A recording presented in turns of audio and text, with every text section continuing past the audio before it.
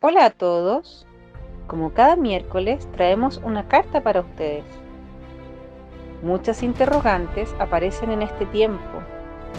Cada día vemos el reporte que el Ministerio de Salud entrega con las nuevas medidas tomadas, con la cantidad de contagiados y fallecidos. Son tristes noticias y difíciles conceptos que a veces no entendemos. Quizás la ciencia nos puede decir algo al respecto. ¿Qué diferencia hay entre endemia, epidemia y pandemia? Hola, vamos a definir tres conceptos que son fundamentales para entender todo lo que está ocurriendo. El primero de ellos, ¿cierto?, es endemia. Y vamos a entender como endemia aquella, ¿cierto?, afección o enfermedades que afectan a una población específica, ya sea un país o una región, como por ejemplo la malaria, ¿ya? Vamos a entender como epidemia, no aquel personaje, ¿cierto?, icónico de cachureo, sino que epidemia se refiere cuando el número de contagiados por una enfermedad en específico es muy superior a lo esperado. Y eso vamos a entender como epidemia. Pero generalmente afecta, por ejemplo, a un país o a un continente incluso. Pero no más allá de eso. En cambio, la pandemia, ya no es que los pandas se hayan tomado el mundo, sino que lo que quiere decir es que esta epidemia que había en un continente se salió de control y aumentaron tanto el número que empezó a migrar a otros lugares del planeta, a otros continentes y a otras regiones.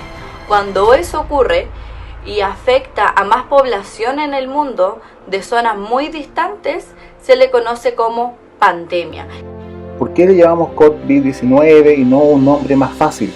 En el año 2013, la OMS, la Organización Mundial de la Salud, prohibió el uso de animales o de zonas geográficas a sus enfermedades.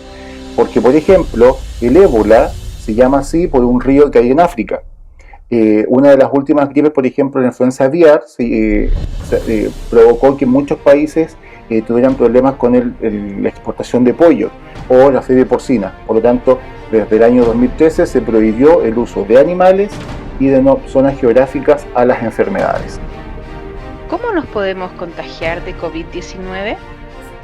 Mucho se ha hablado hoy en día de las vías de contagio del coronavirus. Les vamos a mencionar las más comunes. Dentro de ella está la transmisión de contacto directo, que es a través de las gotas respiratorias.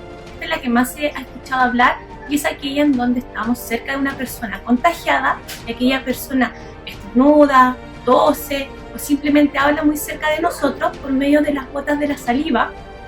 Este virus viaja y nos llega a los que no estamos contagiados. También está la vía de transmisión de contacto indirecto.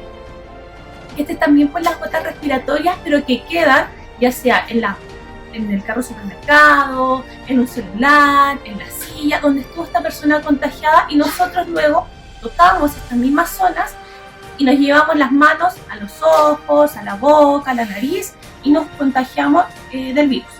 Y en la historia pasada, ¿qué pasó con la ciencia y este tipo de eventos?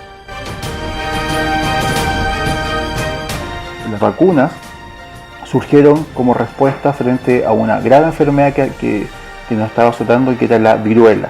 Y de hecho se estudió o se creó esta vacuna a partir de un tipo de viruela que afectaba a las vacas. De ahí, cierto, el nombre de vacuna.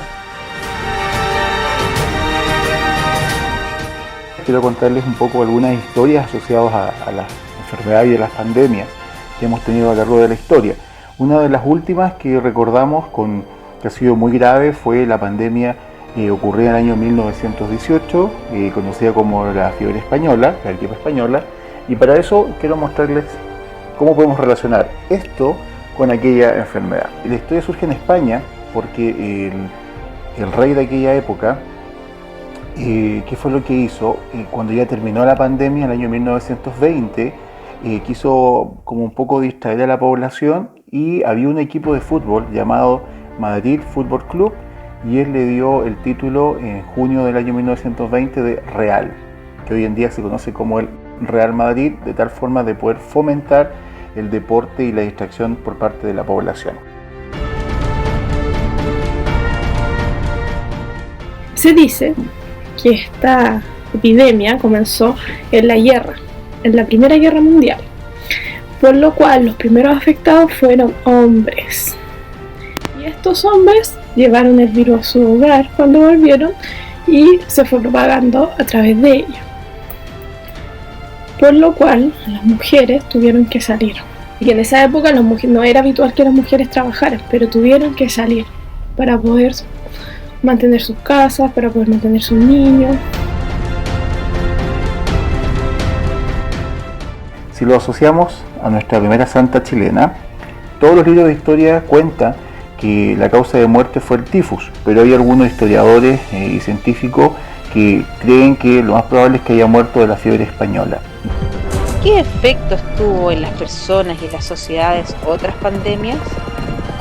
En aquella época no existían programas de salud.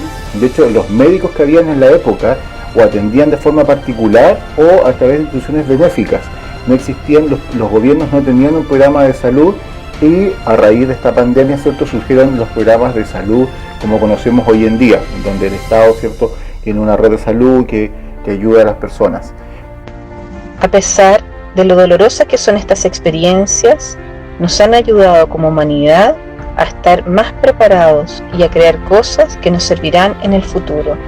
Un abrazo grande y nos vemos el próximo miércoles.